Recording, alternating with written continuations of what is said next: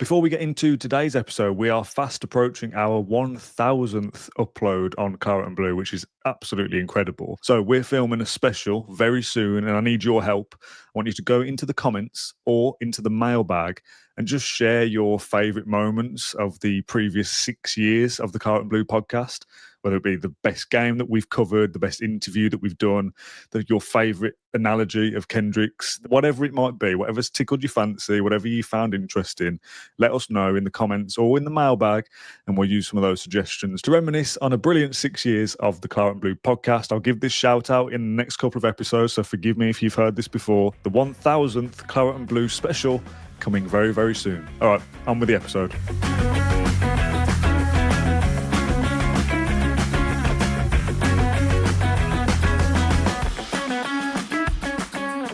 What a terrible shout. Should we start with that one, actually? Yeah, go for it. Okay. Question number 1 on today's Q&A. Brought to you by NordVPN and F Pro. More information on that later in the episode. Is John related to Bromsgrove MP Bradley Thomas? Do you know who that is? No, me neither. I'm leaving Bromsgrove in a matter of weeks. Oh, yeah? Yeah. So I need to change my council tax. Striking resemblance to the pair of them. Also, not John obsessed, but does he know that there is a Townley Gardens on Trinity Road, says Ivan. Is there really? I saw this yesterday. I've seen it a few times. Why didn't you ever say that? I've forgotten about it. I drive past it every single time I go to Villa Park, yeah, at the top of Trinity Road, like quite a way back. That's cool. If you turn off left as you're approaching Villa Park, there's Townley Gardens, and I thought we should go and film outside of it. Oh, well, we will now. We will now. Oh, that's unreal. I genuinely never knew that. Do you want to see Bradley Thomas? Yeah, I can do. No offence, Bradley. I just don't think I look like you. No, I don't either. Right, okay, let's get on to some proper stuff, shall we? We've spoken about this quite a lot. This is from No Name, of course, as per. What's going on with Harvey Elliott? Does the lack of game time indicate that a player is not getting it? What was Unai Emery's stance on it? Unai essentially said that he had to take one player out of the squad because he wanted to fill different positions on the bench, basically. So you got your Lindelofs, Matsons, etc. He wanted a variety of players, and he has mentioned a few times now that last season and in this season, other players are playing in number 10. He views him as number 10. He doesn't view him as a winger, doesn't view him as a midfielder. Number 10. That's where he thinks he can utilise his best qualities. I mean, who do you have on the bench that can play in number 10? There's a few players, but to leave out a player of Elliott's quality, and I see it as versatility as well. I think he can play in several positions. Yeah, that's what struck me a little bit, because Emery always talks about players who can fill different roles. When we signed him, one of the first things we spoke about was that he can play off the right, he can play in the middle, he can play deeper if needed as well. So to see him not be in the squad, not through injury, not through illness or anything, just literally because Emery preferred. How many players do you have on the bench? 9 of the players. Surprised. Obviously can't play at the weekend either, so that's another game. Can't play the weekend. We're getting closer to that clause not being activated. We are. I don't know the ins and outs of the clause, though. Is it you pay the money at the next available opportunity after he makes his 10th appearance, or is it definitely a summer payment? That would blur the lines a little bit for me. I would understand what we're doing at the moment if it's a payment that we'll have to pay in January. Yeah. That would make a bit more sense, or even before that, I don't know, because obviously UEFA rules, their financial model is based on a calendar year, whereas PSR is, June 30 to and after that. So we might not want to trigger this clause in December. But when does that clause become active? When do we have to pay that money? I think that's something that if we knew that answer, that may kind of answer the question, but at the same time. Yeah, I don't know. It's an odd one because Emery has said about some other players, different, but I remember Augustinson and other players, Bednarek, it was a case of, Unai, you haven't played him yet. Yeah, they'll go. They're not going to play under me. This one is not the same. Emery has signed the player. He spoke to Elliott before he joined the club. This wasn't just a, sporting director signs player without manager knowing. Like when Tim Sherwood would turn up to training and there'd be a new player there and he'd say, okay, what's your name? It's not that. He knows Harvey Elliott. He knows the qualities he has. We would not have signed the player. Do you think it's almost like... So it is odd. A glorified loan that is active from January onwards, but we've got him learning the ropes. Well, again, now. this is what I mean by if we know the details of when it has to be activated, what Villa's financial position would be as a result of that, that would inform some of what we're seeing. But we can't escape it.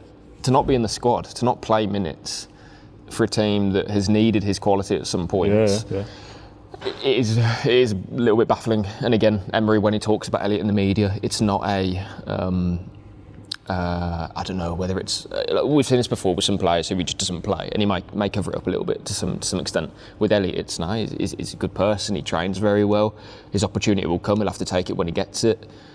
In January. It's all it's all very interesting, should we say? I suspect the comments back to what we've discussed so far will be, we'll find out about the clause.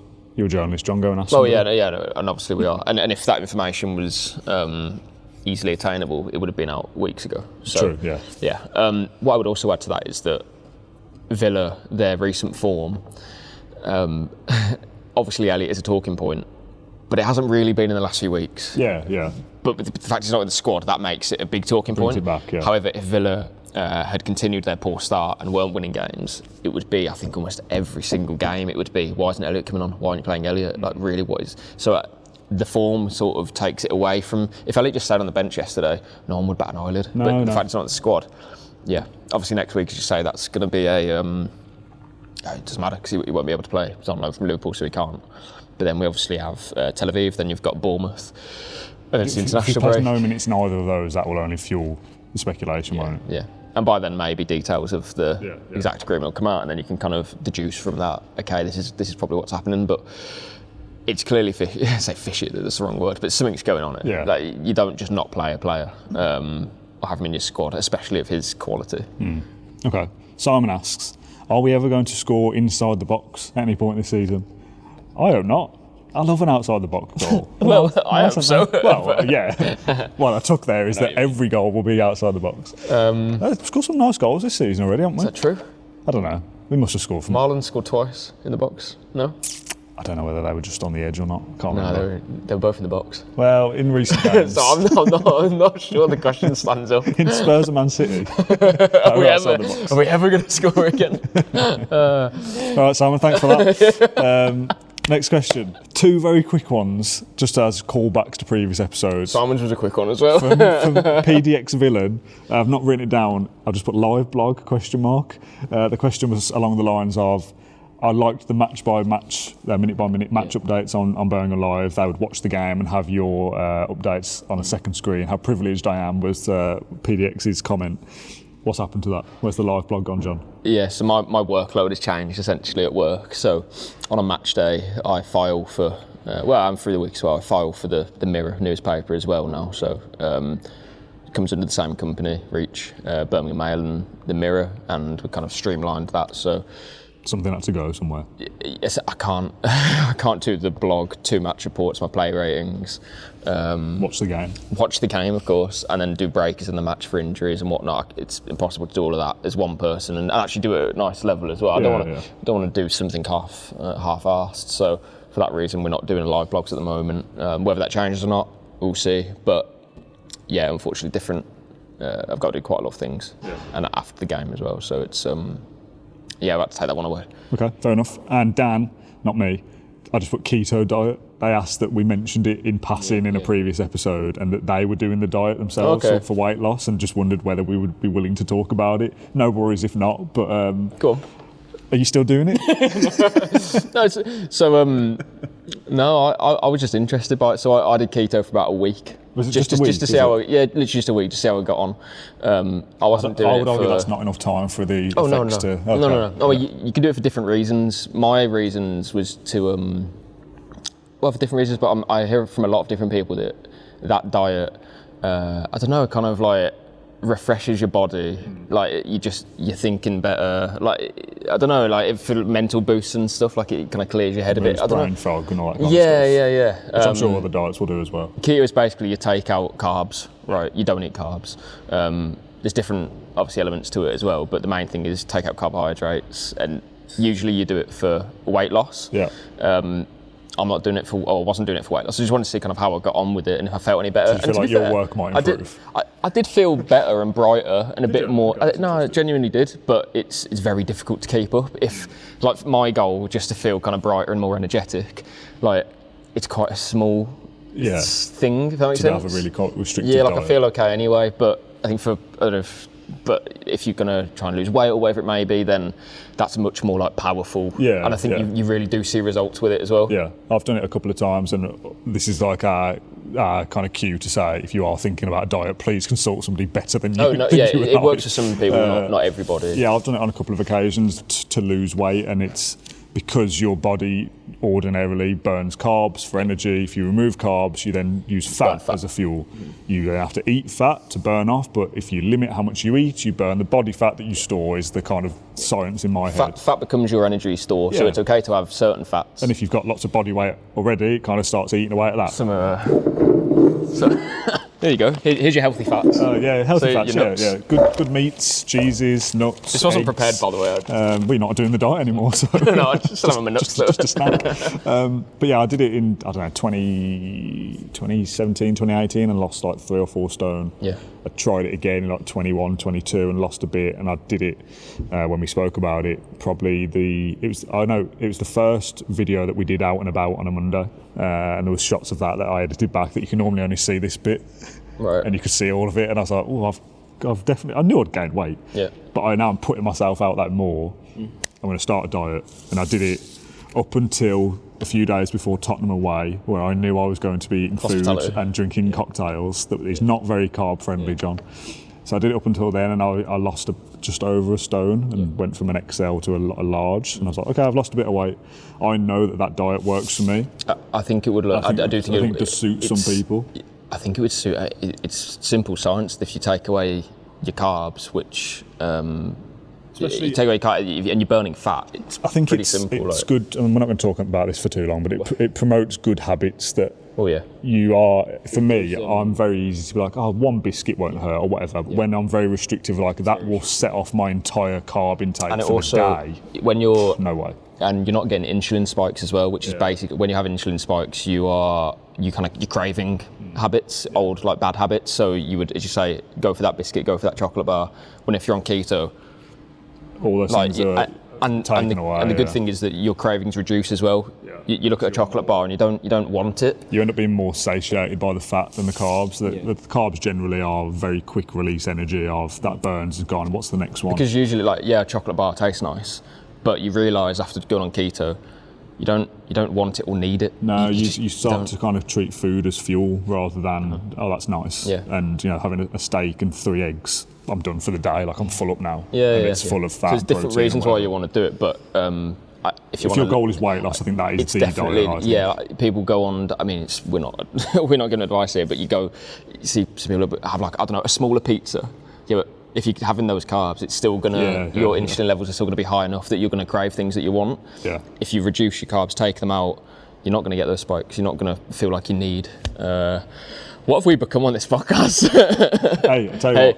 If you don't want to talk about it, ask someone else in the mailbag. Exactly what I was going to say. This show is driven by the people that ask the questions, so that's on you, mate. Adam says, if you could pick one January signing, who would you go for? And we also had a separate. We'll do a position because a player is too specific for my brain at this time. I will think about it, but not right now. We had another question on social media that was January window is 9 weeks away for anyone who's counting. What are your thoughts on it? My first thoughts is it's a bit far away for me to care about it too much, to be perfectly honest. A position, and whether this is can Villa spend money, what's the PSR situation, what's the UEFA rules, park all that for 1 minute. If there's a position that we still need, where are we light, do you think? I think striker would be somewhere that we could look at, because I said in the summer, I'm happy to have Marlon as a kind of a if needs must, he can play. Until January, and then assess where you are. Yeah. Watkins at this stage hasn't scored too many goals, so I said it in the summer. I'd be happy to bring Calvert-Lewin, genuinely, just as a. How's he getting on? He's all right. He is working well in that Leeds team. He's not going to score you 20 goals a season, or even 15, maybe even 10. But he certainly gives you something. And I just think again for the financial straits we're under, I don't think we can kind of turn our nose up at that level of player. I mean, he's not a fantastic player, but to be a squad addition, I think that's what you've got to probably look at in January. However, we can't ignore that last January we sold around £100 million worth of players in Duran, Carlos, Philogene. I don't think we can do that this January. Think we'll do that again. I don't think we have that those dispensable assets in the squad. But I don't doubt that there could be still some big business that happens, because in the way that we've operated in the last 4 or so transfer windows, it has been you always start this January window, don't you, and think, well, it's probably going to be a quiet month. There might be an incoming here or there. Well, last season we sold £100 million and we brought in Marlon, Garcia, and then 3 loanees, Rashford, essentially. It's like, wow, that's quite a big window. It will be up to Emery. And it's still quite a long way to go until January, but where are we? What do we need? Is there a position where we are light because of an injury, or does he feel like this specific position needs an upgrade? Do we look at right back, for example? Cash is having a great season so far. There's a question on right back coming up, John. Okay, but if he gets an injury, Garcia hasn't kicked a ball so far this season. Like, you have to plan for these eventualities, and things will become clear in the next few weeks. But right now, if the window opened tomorrow, like the November transfer window, I would be looking at striker. Is there something we can do there?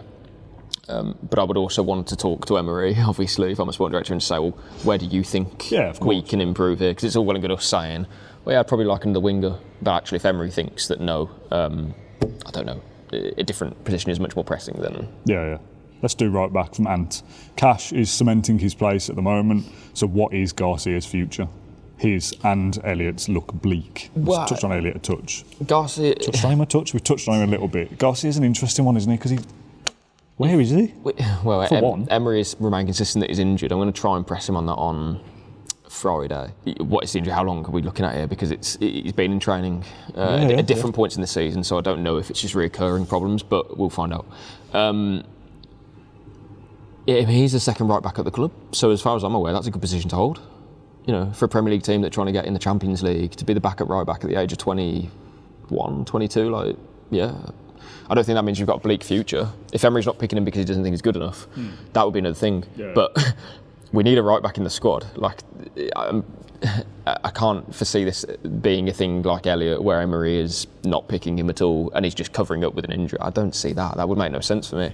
No. We've seen that Garcia can play to a decent level. I was one of the people who, when he was coming through, I was, I think he's got a good future, but let's not jump the gun here. I think there were a few people who kind of suggested that, he has to be our starting right back for the foreseeable future. He is better than Cash. Cash has played in the Premier League for 4 or 5 years. He's a Poland international. Garcia's in the Spanish youth sides and has done well for a player who's just come into the Premier League. But you got to give players time. You have to let them bed in, and for that reason, I'm also not now going to say, he's not going to play for the club again. Let's just wait and see what happens. And it being a backup right back for Aston Villa you got to be a good player to do that still. Yeah, so Garcia's, it's okay. Hopefully he can return sooner rather than later, though, because Cash, who has had injuries in the past, one hamstring tweak here and there, misses 4 games. Okay, that's a problem. Lindelof will play right back, won't he? And that's a massive downgrade. Yeah. In that position. There's no name on this one either. Do you want to suggest a name just to keep the flow going? Tim says, what is the most significant near-miss signing that you can think of? Somebody that we tried for, didn't get. I wish you asked me this before, because there's probably a few. But ended up getting someone better. So I've got a couple of examples from Tim. We tried going for Bentancur and ended up with Kamara, who is better. And whether those were at the same time, I'm not sure. Doesn't know were. But let's go with it. Yeah. In 2012, we went for Bas Dost, which is a name I've not seen probably since 2012. 2012? And went for Benteke. Was 2012? I'm sure we went for Bas, or was it Slimani? I think it's Slimani. Slimani would have been later, another sporting striker. Yeah. Bas Dost, what a throwback. Do you remember Milot Rashica? Yeah, how could I ever forget? Yeah, yeah. Do you remember Kiyotake? Hiroshi Kiyotake. Yeah, there's a few. Good old days. This is one of those ones. Hungarian midfielder as well. Yeah, there's so many down here, but they were more just players that we were linked with. But near misses, I like those.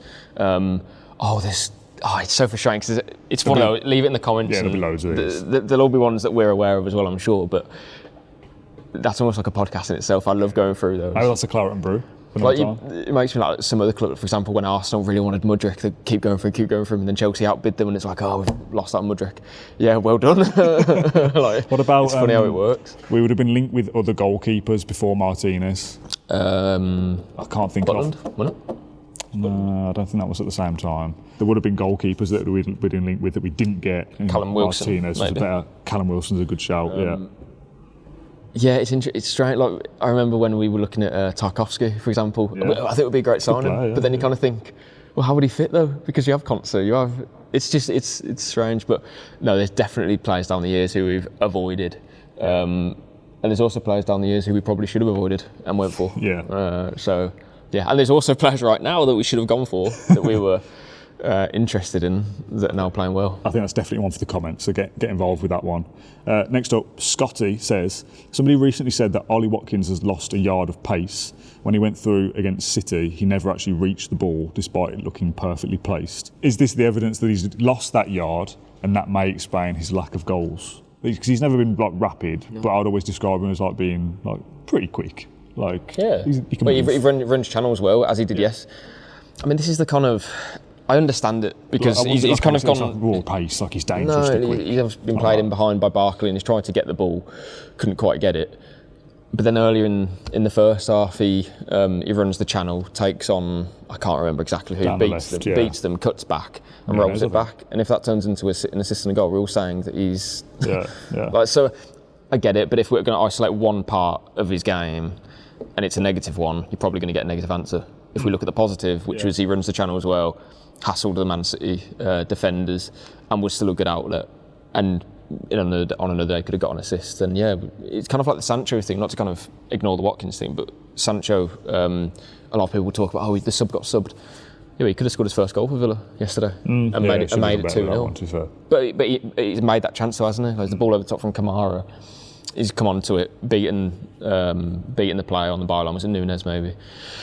Stabbed it towards goal and then nearly scored. But it's just like it's fine margins that can change perceptions of things and players. I get the question about Watkins, has he lost a yard? But like, I understand it because he's not getting younger. But I don't look at him and think, oh, he's struggling. No. Or I don't know, for example, he's still beaten whoever he was up against for pace to try and get to the ball. I think maybe there's an anticipation that Donnarumma would win it before him, and he's kind of maybe jumped out of it. I don't totally know, but I don't look at that and think that Watkins is all of a sudden lacking mobility or anything like that. No, me neither. Just on the Sancho thing, subbing the sub, there's been a lot made of that, and that often is in football when a substitute is substituted as a disrespect or he's not good enough or the manager's embarrassed him or whatever. Emery said after about, it's kind of managing his minutes and the plan was only ever to give him that amount of game time, but he came on earlier because of Buendia being injured, which is a perfectly valid and reasonable reason for why that happened. But it brings on, and I certainly think this is me being really cynical, it brings on that when it's a player that already has a narrative about them, it's an easy stick to beat them with. Sancho, the failure, he wanted freedom from United and now he's been subbed as a sub, and how embarrassing, and these big kind of sport accounts on social media using that as a got you. It's just normal. You see subs coming off all the time. Two things. If you're not on social media, you wouldn't even bat an eyelid. If it was Buendia, social media wouldn't erupt. Yeah. Exactly. It's kind of that, full stop. Yeah. Emery's done it before. He's done it for Morgan Rogers, done it to Buendia. For a reason to win the football match. It's not to embarrass Sancho. I mean, Sancho may in that moment, and he probably did feel a bit like, but then I'm sure if Emery sits him down, and as he no doubt would have, and said like, the plan was 45 minutes because you're not fully fit yet. Yeah. That's it. But it's probably Sancho probably in himself probably thinks, I know what's coming now. I know there's going to be a social media. Maybe, not necessarily a pile-on, that's the wrong thing, but he knows that this will be, Villa have won. Sancho was brought off though. Who cares apart from, I don't know, some Chelsea fans, some Man United fans. Also, what about from the personal pride of it, of like, maybe it dents your ego a little bit to come off when you've come on, but if Villa don't win the game because he stays on, well, exactly, totally different conversation. It'd have been a whole lot worse if he loses the ball and then City's got. What I'd also add is that I think if he probably... he gets injured again? But if he's a Villa player for about a year now, and that happens, it's probably like a kind of water off a duck's back sort of thing. Like he's just... this is Unai. Like I know that this is what happens, and it's not tough love. It's not anything like that. It's just managing a football match to win. Yeah. To make you part of a more successful team. Like there's nothing in it whatsoever. But automatically you look at it right in that way, in that prism. But this is Unai Emery. The guy, like how do I say it? In the nicest way? He's cold. Yeah. Like he's not doing it to embarrass a player. He's doing what he needs to do to win a football match. He'd have taken off anyone else in that situation if he thought that he could bring someone else on to do a better job to win the game. Yeah. It's nothing to do with Jadon Sancho. Nothing. It's kind of like think of it like a, I don't know, Football Manager or FIFA or something. If this player ain't playing well, you bring them off and all you see is just a name. Yeah. That's it. Like, forget reputations, egos, anything. Only that is exacerbate on social media. Yeah. If you're not on social media, going back now, like my dad's not on social media. He would have seen Sancho come off and then realised, yeah, but Villa want to win the game. Yeah. And then gone home, gone in his car. Gone in his car, then gone home. Gone with his life and forgot all about it. Yeah. Because Villa have won. Happy days. The next question here, I am gonna give your answer first of what I think you're gonna say, and then I'll read the question. I like it when you do this. You will say to this next question, I don't care what X has to think about my football club because they don't know enough about it than I do. You know me too well. Steve says, which pundits do you enjoy listening to? It annoys me seeing Micah Richards laughing and joking about being the captain of one of the worst sides in our history. Steve then also went on to list that he likes certain pundits and certainly some of the championship ones like Liam Rosenior and when he was a pundit. People like that. The pool of Cara, Nev, Scholesy, whoever else on the overlap, CBS, whatever. What they think about Villa, to me, generally, is pretty unimportant. But to you, I've heard you say before, you could not give two hoots. For me, Carragher is the best. Yeah. Because when I watch him, I'm informed by something. Yeah. And I say this, not just Villa, but I'll watch him to understand why Man United beat Liverpool. Like, I'll turn on at 6:30 the other week to see his analysis and his breakdown. Because I learned something from it, And with all respect to other people, I don't know, Neville, for example, he might conclude something different, and that's fine. But when it's on your own club, you probably know better than him, and that's okay. He knows much more about Man United than me. I know much more about Aston Villa than him. And they can bring in when I was a pro and stuff like that, and that's fine. That's a different argument, how the dressing room might feel. Yeah. But if we're talking about things related to our football club, we're not fan media necessarily, but we are fans doing media. Other fan media channels, other Villa YouTube channels, go listen to them. Yeah, that's just what I always say.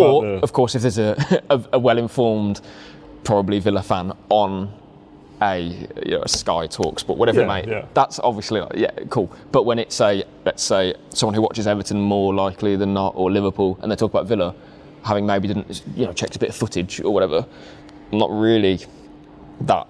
No, I completely agree. And it's the same for me. If I spoke about Everton to an Everton fan, I don't expect them to take what I say as useful. Yeah. To be honest, there was something even it's game of opinions, right? When Gary Neville spoke about he played a pass out. The Brighton player Van Hecker played a pass out to I can't quite remember who it was, and he was like, "Oh, why is he playing that pass there?" Nothing wrong with the pass.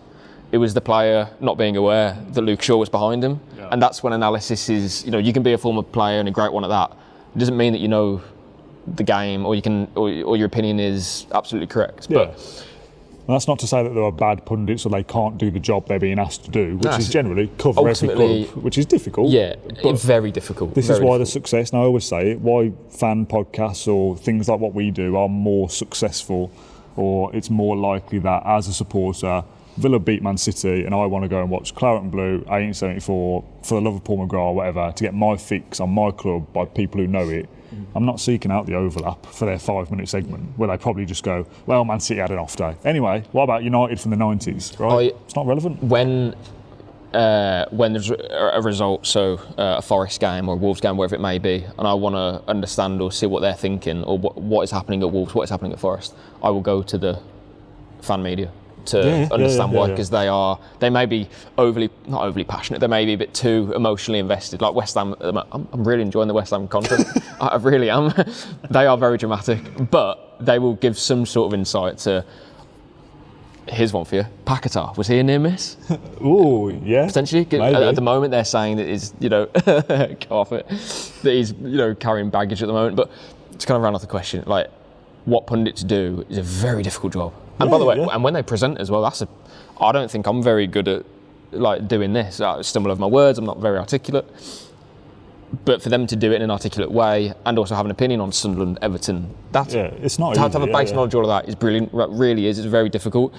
However, if Graham Souness or something, or someone mentioned something about Aston Villa, like when he would also always talk about Grealish, I'm not going to listen to that and take it as a valid opinion, with all respect. Yeah, if you want a deeper dive on your club, you're going elsewhere. If you want to watch football as a very basic, like I know people in my life who would watch a couple of games on a weekend, not everything, they won't be on social media, and they'll want to dip into Souness or whoever, giving a brief overview. Sunderland have started well, and this player's decent. That's enough for me. I don't need any more than that. I know a little bit about everybody, and that's all I need. Yeah, like you don't need to know how many pressures Wilson Isidore has done this, but you may get that from a Sunderland fan channel. So it's what do you want to get out of it? I think that's the key thing. Yeah. I respect all everyone's opinions, but at the same time, personally, for me, I'm not bothered about what former pros who aren't invested in Villa and understand what's going on say about us. I think some people want Gary Neville or Carragher, or I like Carragher's analysis, but other Roy Keane, Ian Wright. But frankly, how many games have they watched of Aston Villa this season? Yeah. Maybe none. Next one doesn't have a name either, but they say, with the new Football Manager out soon, are you planning any video content around it? This is something we did before your time, I think. No, I remember Claret's Blur. Claret's Blur, yeah. We did it when I started. Yeah, we did a Football Manager live stream series, which I love the idea of it. It's just a time thing. I love the idea of it. I love trying to play the game and trying to win the Champions League with Villa and having a bit of fun. But we do a lot of stuff as it is, and to add a 2-hour live stream in every week is Can I say something about Football Manager? I've never really played it. I know that I understand why people get the bug of it, but I've never heard a Football Manager save go wrong. That's part of it, isn't it? All right, so because people say, I took Truro and I took Reading to the Champions League final. Yeah, but he took Wrexham to the. It's not. Yeah. Without being like. So everybody wins. Yeah. Basically. Yeah. And that's when. But it makes you feel like it was you that did it. But if everyone does it, like very funny. Take Truro to the Champions League final or whatever. The game's probably quite easy. Yeah, right? I know what you're saying. Yeah. I've been sacked before, and I'm sure plenty of people have been sacked as well. I mean, Clarence Blue was very close to the knife at one stage. But if you really try, surely there's not much jeopardy in it. Do you know what I mean? I suppose you kind of make your own luck a little bit. Do you know what I did? I used to play. I think if you sign all the good players who everybody else signs, you're kind of gamifying it a little bit. I used to play career mode on FIFA. Maybe probably going back like 10 years ago now. Like in the good old days. Before I had duties in my life. And I'd play with a couple of my mates, and we'd always do like a Swansea career mode or something. Like, Swansea, what? A team that back then kind of that have like a bit of room to grow. Okay, you don't want to pick like it would never be Villa because I'm a Villa fan then. They weren't. Anyway, I think we must have done one with. I can't remember exactly who it was now, but my transfer targets were Snodgrass, Johnny Howson, that calibre of player. They'd be getting Mbappe and but I feel like I need to do it properly and set myself limits. But I think that's how you make the game fun, if you want to impose that difficulty upon yourself. But then I'd always feel bad if I'm qualifying for Europe and the Champions League 2 years in a row. I'm thinking it's just not unrealistic. Well, it's ultimately it's a game. It's supposed to be fun. True. But back then, when you're Villa and you're doing really well, it's like, but Horhan wouldn't score 10 goals in the Premier League. But now we're doing so well, I'm kind of I want to get it back out. Standards. Yeah. It's all right to qualify for the Champions League. Yeah. I love the idea of it. If there was, we always say that everything that we do is not about the views or the downloads or whatever, but that is a part of it. If we're doing something and no one's watching, it's hard to justify that. And I think if there was unprecedented demand, that let's say a post-match show gets 5,000 views and a Football Manager thing got 10,000, I'd find time for it. And don't get me wrong. The entertainment in that is failure. Yeah, and so we would have to do it. We were good at failing last time. Don't get me wrong. We couldn't just get anyone on because they're probably good. I like the thought of it. Probably not. But if there's enough kick-up of a fuss of this is worth your time, then maybe I'll reconsider. But finding 2 or 3 hours a week to play a game and call it work, it sounds good, but I don't know if I get away with it. We're going to do a would you rather before our final football topic. I want to save some football chat for the end rather than a silly one. This is from Jared. Would you rather Unai Emery in charge forever, but every win you have no memory of it? If we win a trophy, it'll be like it was happened before your lifetime. Or, so the fan base remembers it's just on you. So you go to a game, you watch Man City lose on Sunday, you come away from it and you forget what happened. All right, but I remember. Or you're not hit with that memory curse. You are as you are now, but Steven Gerrard is manager forever instead. I actually think that's a much harder question than. What's the point of it if you don't remember it? Yeah. But then there'll also be some people who say, like, oh, I can't remember who scored against City the other day. Who scored, Dan? Who scored? 10 hours later. Hold on, don't.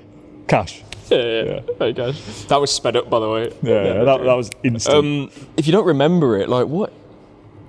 Is it such a bad thing? I don't know, what's the point of any of it? The only thing I would say is that if Unai Emery's in charge forever, without being like too serious, it's going to get bad at some point. Yeah. yeah, I suppose there's limitations. There's a limitation. The idea is Emery is good, but you don't remember. Gerrard is bad, but you remember. Basically, Villa are successful, but you don't remember it. Yeah. There is something about living in the moment, experiencing the cup win on the day, and you wake up the next day and you've forgotten all about it. There's still a little bit of good there. I'd say the second one, because we've been, as Villa fans, through good and bad, and we remember all of it, and we wouldn't change it for the world. Do you know what I mean? Yeah. Like, yeah, we want to win more trophies, but ultimately, the kind of downsides make the ups better.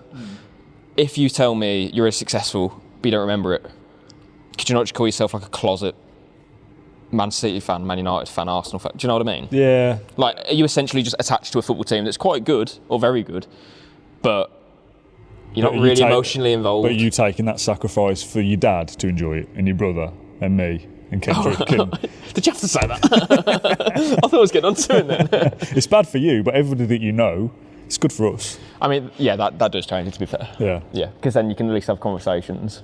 I don't remember it, but I can tell you about the good old days from yesterday. Yeah. You know, if that's the case, I would change it to that. Yeah, I would change the first. But if it was everyone, not everyone, but like you're just not emotionally invested. People you care about. Yeah, like ultimately you need to have emotion in football. There needs to be jeopardy. You need to have feelings. So ultimately that's why we do it. That's why we have. That's why we're doing this. Like, true. You know, when I've got two cameras, I can make that look seamless. Who's good, Dan? Cash. Brad says, should we be worried that Liverpool may come sniffing around Ezri Konsa in the summer? And if so, how much would he cost? We had a comment after Man City that this person linked McGrath to Konsa. Yeah, we're not going to comment on that because we didn't watch him, but Matt did. There'll be a lot of people that see that as McGrath is this godlike, for good reason, status, and Konsa cannot compete with that. But in the modern day, a modern day centre-back, Konsa is bang up there as one of the best. And the second one, Terry also says, Konsa is better when partnered with Pau. Konsa thrives when he's the main man at the back, and when the day that McGinn's minutes are down or he leaves the club, Konsa is a shoo-in for the club captain. I'm not worried about selling any player because we can't be. As in, like, if it happens, you've got to just deal with it. Any player that we sell, all right, what are we going to do? Cry about it? Like, we've got to move on. We've proven that we can move on from selling some of our best players, Luiz, Duran, Diaby. Even Carlos, to an extent, played a role in us getting to the Champions League. We moved on from him. Yeah.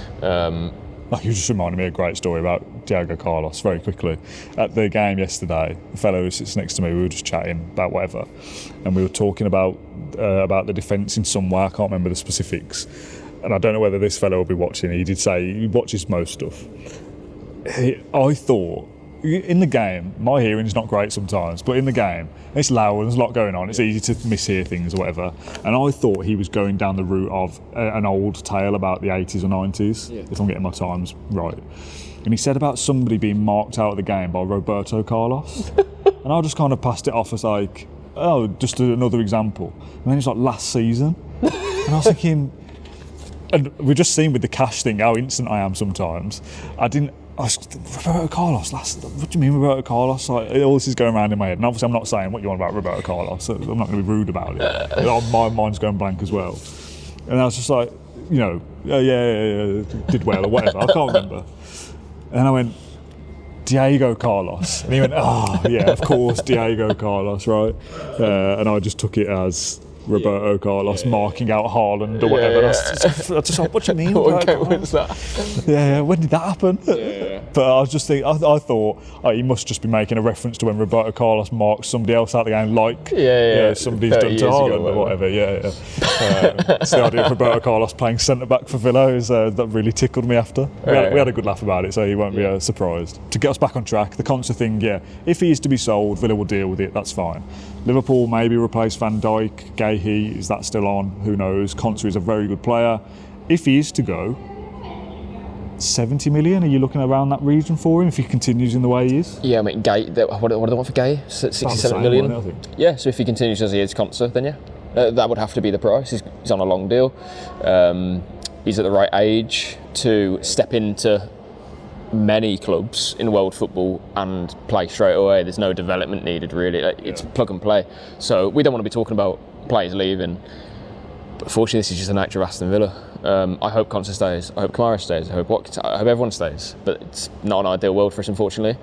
However, we've proven we can sell assets, buy assets, and be okay. So for that reason, I'm not scared. I've said this so many times before. Do I want it to happen? No.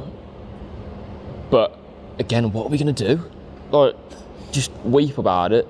All right, raise the revenues. Unfortunately, this is the card that we've been dealt. We have to increase revenues. We have to sell players. But as in the last 3 years, we've remained competitive under Emery. Even at the poor start we've had this season, what's going on? Are we done? Nah, we've won against City at home, Spurs away. We're still a good team. We'll remain that as long as we can sell and buy correctly. It always struck me that Monchi said the key thing is how you sell and how you then replace the players. It's not about just hoarding players. Yeah. And this last summer we had to, in my opinion, keep the base players that we have because we didn't have much money to spend anyway, even if we were to sell them, i.e. Ramsey goes, can't spend. So for that reason we did the right thing to keep the players. I think, but in the summer we'll see what happens. If there's interest in our players and it's big money on the table, okay, we'll have to use that money to then replenish the team. Yeah, I mean, just on the partnership question, we spoke at the start of this season. Everything was kind of up for grabs. We can talk about what we want because the start was bad, and we're kind of looking for answers, I suppose, in the best way we can. But even at parts of last season, it was: is that partnership right? Is Konsa and Pau, does that work? All of a sudden it looks like it does, and I think Power's improved quite a lot this season as well, and Konsa is kind of Mr. Consistent. That does look like the best option we have now, I think. Because of what we've done recently, yeah. I mean, but then you go back to Mings didn't lose a game in the Premier League last season, and how many clean sheets did we keep with Mings in the back line, with Konsa? A lot. It was strong. Hopefully, I mean, because we know that's a strong partnership. Hopefully, now we're looking also at Powell kind of coming into his own, but also in that partnership with Konsa, really working a nice combination. And there's a nice kind of balance, I think, to being Konsa and Powell as first choice, and Mings and Lindelof for your second. One's physical, one's more on the ball. And it's okay, and you can mix and match where needed. But the key thing is Konsa has to be in there. Yeah. But just quickly on the selling thing, again, if you have to sell a player for £70 million, there is value in the market still. Like, I really like the Lille centre-back, Diakite, who is now at Bournemouth, and I think there was £30-40 million. If in the summer we had to sell a player of Konsa's level and sell him for that money and bring in a player for nearly half price... Would you swap him for Gay? I mean, yeah. If you could hijack that move and Konsa went to Liverpool. I can't see that. It's more likely Gay goes to Madrid, to be honest, than that. I think it's just...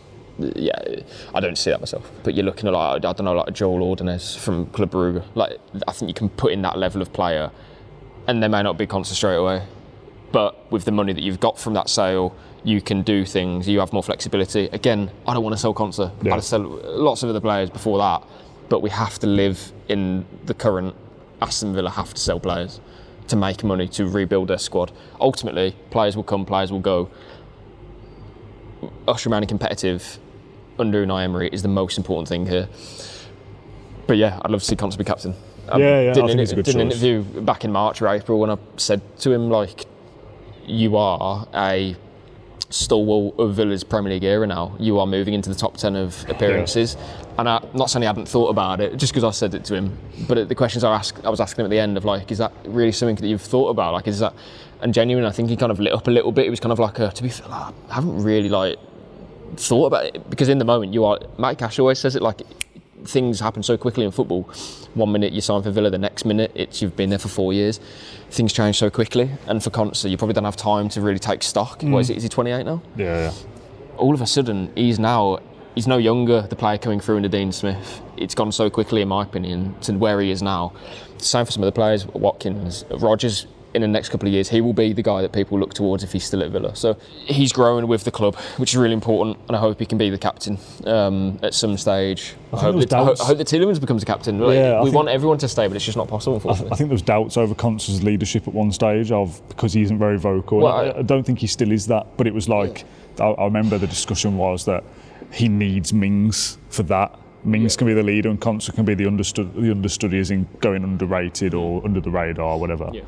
And Mings obviously has his injury. Konsa feels like he has to step up a little bit, and I think he has grown into that role over the last 18 months or so. The final thing that I'll kind of mention on this. That comes with age as well. Yeah, absolutely. I talk about players, we're going to have to sell to buy. Hold my hands up, don't want it, but we know it has to happen, so let's just embrace it. But next summer could be interesting in terms of where and what we do. The goalkeeper, I think it's a big question mark. Yeah. If Martinez goes, can you then sell a centre-back and all of a sudden start next season with new dominant centre-back, new goalkeeper? That's quite a shift. So that's for later down the line. But we've seen how much this Villa team has changed in the last 12 months, 18 months. Don't expect it to be the same in 12 months, 18 months. Things will change. Yeah. And we have to embrace that. It is what it is. But we're talking about it because the question was asked. Yeah, absolutely. Yeah, we're going to wrap up in a sec because the staff at Hockley need to set up, so we're going to get out of their hair. Thanks to them for hosting us as always. Where does he rank, Konsa, for you? Like as a centre back in your time of watching? I know you have not been blessed with loads of good players, but even for me, it was. I only saw Martin Larsson a few times live, but I think football players, with respect to those guys, football players these days are more technically gifted, more complete. I'm not. If Olaf Melberg was born 15, 20 years ago, the player he would be now would be a better player than what he was back then. So it's hard to talk about. But at the same time, if you put Melberg of 2006 in this team, Larsson of 2008 in this team, Konsa would still be the better player for me. In some ways, they will maybe be better than Konsa, but as an all-round complete footballer, Pau Torres hit that profile of player I don't think exists 15 years ago. I also don't like to overlook Mings in these conversations because I think he's been tremendous for Villa. I agree, yeah. And it's funny because a few weeks ago or months ago we'd be saying that Mings is probably the best defender, and now because he's kind of become out of the team a little bit because Torres is playing a bit more, you kind of just look to Konsa again. There's no doubt that Konsa is probably the most consistent, but Mings has had injuries too. Between them, I don't want to kind of... What they've both done for the club's been tremendous. So.